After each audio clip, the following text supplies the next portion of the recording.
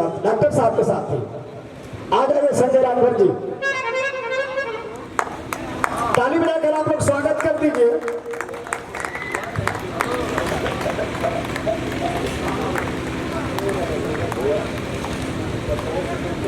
और साथ ही साथ हमारे बड़े ही मार्गदर्शक और बहुत दिलों की धड़कन, हर मौके पर सच्चाई की आवाज उठाने वाले श्री रामभर जी जो चकसिया से हैं, हमारे बड़े भैया, आपका भी बहुत बहुत स्वागत कर दीजिए।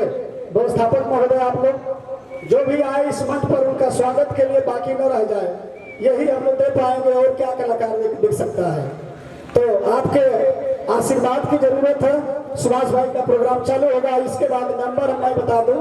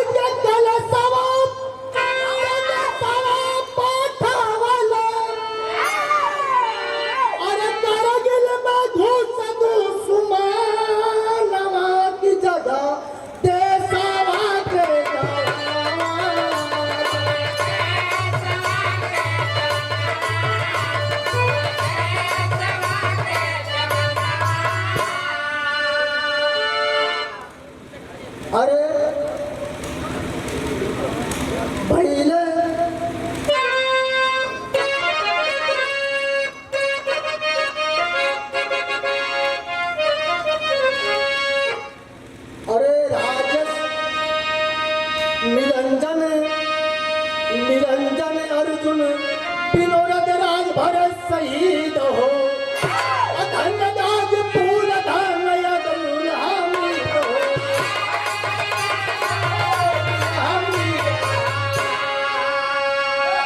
सदा मर के छत्तीस जवान मर गईले, और सिरवा पे बांधे का फाना जगह ते सारा के गाना।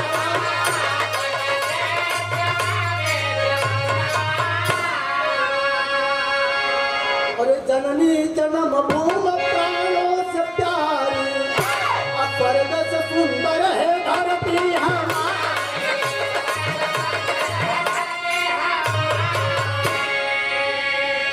वो भोर समय उस पर घबा गई नहीं, और टूट गई सारा गुमान जगह ते तारा।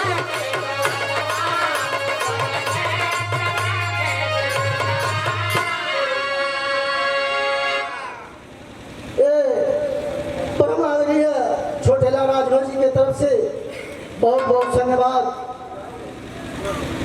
आप सभी पदाधिकारी को मेरे तरफ से हार्दिक वंदन अभिनंदन बा।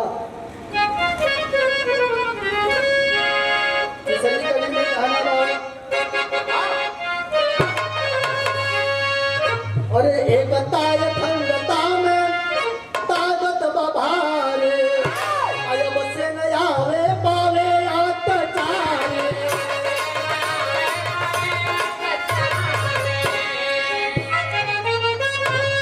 अरे बाबू के अरे हमर के छत्तीस जवान मर गईले, अरे सिरवा पे बांधे का फान वाली जगह ते तारा के गाना।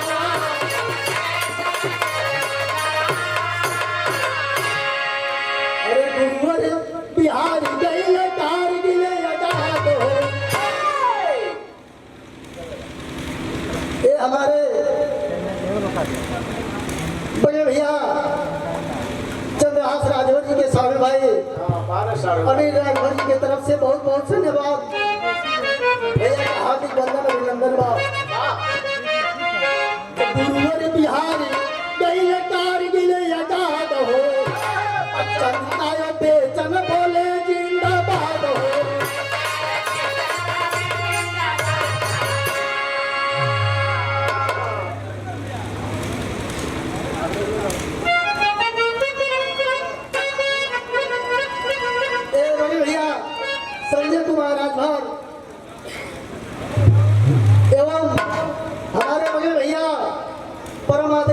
मल्हास राजभर जी के पिताजी के तरफ से बहुत बहुत सम्मान, पिताजी को पावलगी नमस्कार प्रणाम बा, हार्दिक वंदन अभिनंदन बा।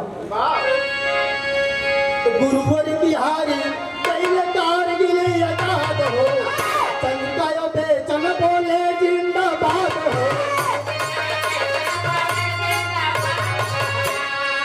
देशभक्त गीतिया गावे सुभाष, और विजयी के दिल के तराना होगी सदा, ये सवा के